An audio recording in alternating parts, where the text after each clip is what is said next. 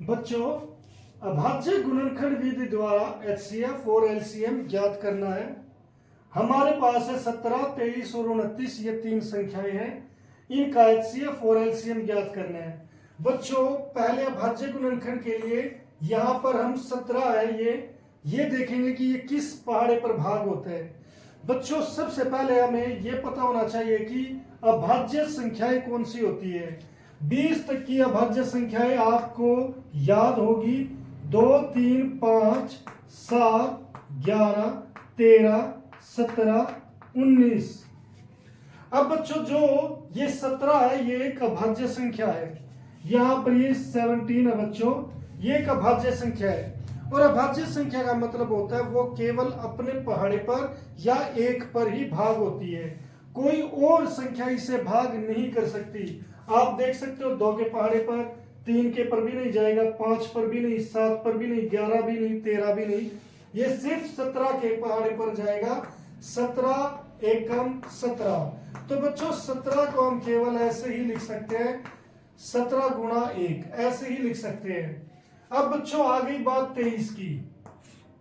अब बच्चों, ये भी हम देखेंगे कि ये किस पहाड़े पर भाग होता है। बच्चों, ये भी यहां तक किसी भी पहाड़े पर भाग नहीं होता, क्योंकि ये भी एक अभाज्य है। 19 के बाद 23 और फिर 29, ये भी हमारी अभाज्य संख्या है, क्योंकि ये किसी भी पहाड़े पर भाग नहीं होते, केवल खुद के पहाड़े या एक पर जाएंगे। 23 एकम 23। तो बच्चों, 23 को आप कैसे लिखोगे? 23 गुणा 1। ऐसे ही बच्चों 29, ये भी एक अभाज्य संख्या है, तो ये भी 29 पर ही जाएगी। 29 एकम 29।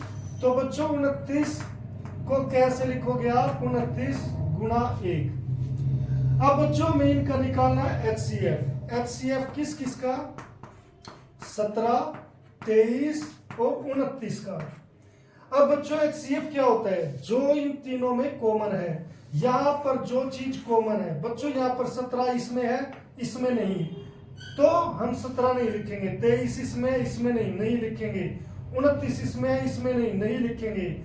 क्या चीज कॉमन है? वो है 1। तो बच्चों, इसका HCF क्या हो गया? 1। ये बहुत इंपॉर्टेंट क्वेश्चन है, अधिकतर बच्चे इस 1 को नहीं लिख पाते। अब बच्चों, LCM 17, 23 और 29 का। आपको यहां पर जो भी नंबर दिखता है, जैसे 17 है लिख दो, गुणा 1 लिख दो। अब 23 है, इसे भी लिख दो। फिर ये 1 आ गया, आपने पहले ही लिख दिया। फिर 29 लिख दो।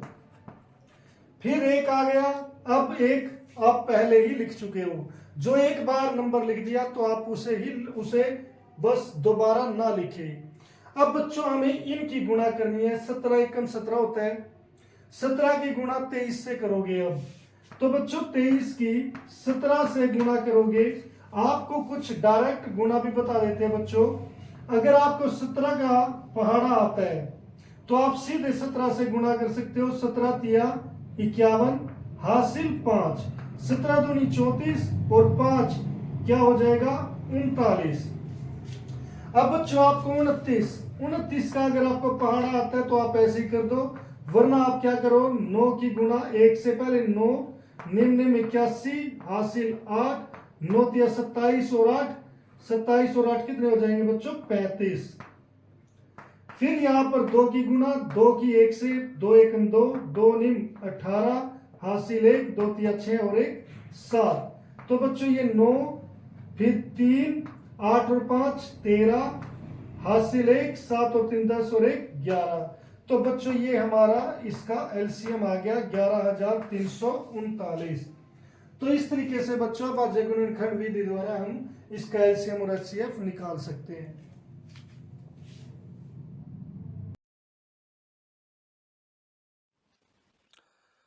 उम्मीद है बच्चों ये लेक्चर आपको पसंद आया होगा, और अगर आपको ये लेक्चर पसंद आया है तो इसे लाइक और शेयर जरूर करें, और चैनल को सब्सक्राइब करना ना भूलें।